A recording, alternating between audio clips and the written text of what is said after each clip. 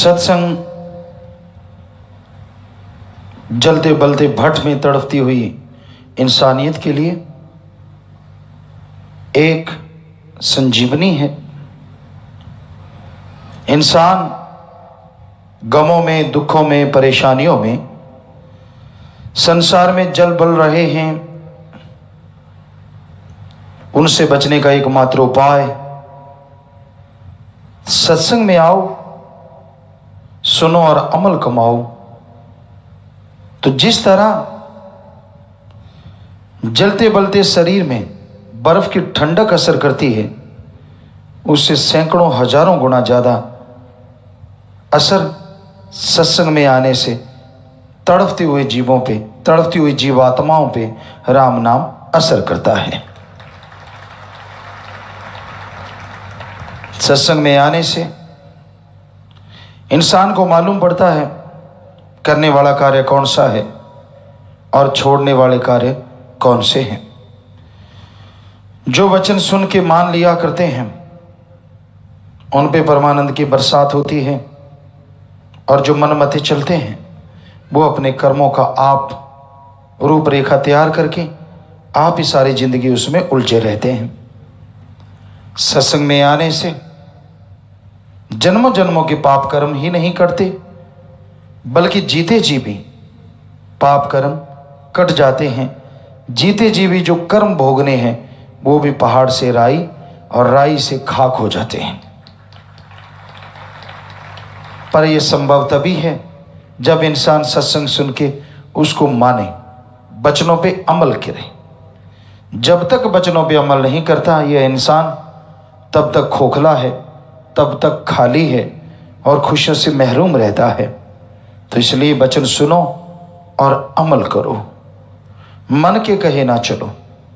संत इतने पुराने समय से कहते आ रहे हैं, वेदा काल हजारों साल पहले, उससे भी पहले संत महापुरुषों के मत में यही है कि मन के मते चलो मत कोई, गुरु कहे करो तुम सोई। यह भव में गोते खिलवावे, ये गुरु से बेमुख करवावे। मन बड़ी बुरी बला है, ये इंसान को गुमराह करता है, और गुमराह भी ऐसा टिका के करता है क्या मजाल हिल जाए। कोई जंजीर नजर नहीं आती, कोई बेड़ियां नहीं होती, कोई जाल नहीं होता, पर मन ऐसे गिरफ्त में लेता है कि क्या मजाल की आदमी उसके चंगुल से निकल सके। निकलने का एकमात्र उपाय होता है सत्संग, संतों के वचन और उन पे अमल। यही एकमात्र उपाय होता है जिससे आदमी मन के चंगुल से निकल सकता है। और जब इंसान यकीन छोड़ दे, सतगुरु मौला पे विश्वास ना रहे, सत्संग सुने ना सुने एक बराबर, हर समय मन की तार बजती रहे, तो समझ लीजिए मन उसका बेड़ा गर्क करने वाला है। फिर भी गुरु मते चल पड़े, गुरुमुख बन के रही, तो हो सकता है मालिक उसके पाप कर्म फिर से काट दें। लेकिन इंसान अपने कर्मों का फल भोगता जरूर है। जैसे कर्म करता है वैसा भोगना होता है। जैसा आपको पाठ करने के लिए टाइम दिया जाता है वैसे मंच पे आप पाठ अदा करते हैं, तो उसी के अनुसार तालियां बजती हैं, उसी के अनुसार लोग आपको पसंद करते हैं। उसी तरह ये संसार एक रंगमंच है, आप एक कलाकार हैं। जैसी कला का प्रदर्शन आप करते हैं, लोगों से चुपके चुपके, सबसे छुपके बुरे बुरे कर्म करते रहते हैं, बुरी बुरी बात करते रहते हैं, निंदा चुगली बुराइयां, वो राम देख रहा है। आने वाली लाइफ में, फ्यूचर में आपके सामने वो कर्म आएंगे, आप दुखी होंगे, परेशान होंगे, अपना सिर धुनेंगे। ये क्या हुआ? निगाह मारो, किसी की वजह से नहीं हुआ, आपके खुद की वजह से हुआ है। दद्दा दोष न काहू दीजे, दोष कर्मा अपने यहाँ, जो मैं किया सो मैं पाया, दोष न दीजे अवर्जना। दूसरों को दोष क्यों, किस लिए? जैसे कर्म करोगे वैसा फल पालोगे। ये भूल जाओ, कर्म बुरे करके कहीं बच जाओगे।